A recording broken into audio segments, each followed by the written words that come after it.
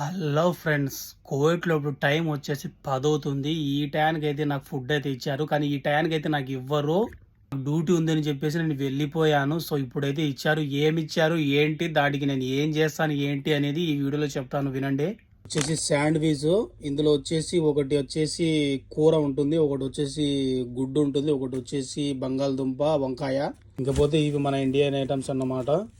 ఇవి సమోసాలు, ఇవి అయితే ఆలు బజ్జీ, ఇక్కడ ఇవి అయితే ఫిలాఫిల్ అని అంటారు దీంట్లకు. ఇదైతే ఇంకో వెజిటేబుల్ సమోసా అన్నమాట, చిన్నది.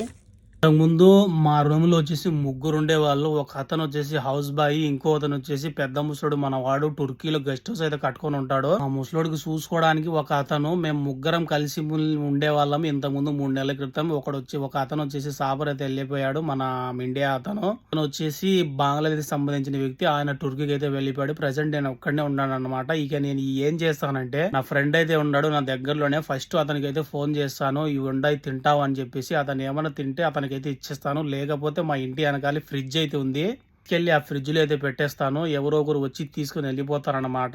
ఇలా చేస్తాను నేను. మా ఇంట్లో ఫుడ్ ఏమైనా మిగిలిపోతే నేనే కాదు, మా ముసలోడు కూడా నాకు ఇదే చెప్తాడు.